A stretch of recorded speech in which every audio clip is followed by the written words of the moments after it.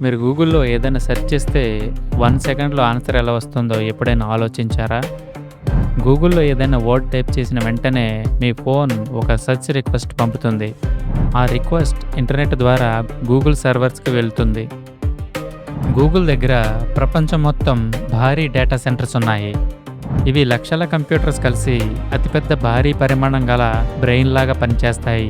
మీ సెర్చ్‌కి సంబంధించిన billions of web పేజెస్‌ని గూగుల్ అల్గారిథం చాలా వేగంగా ఎనలైజ్ చేసి బెస్ట్ ఆన్సర్‌ని సెలెక్ట్ చేస్తుంది.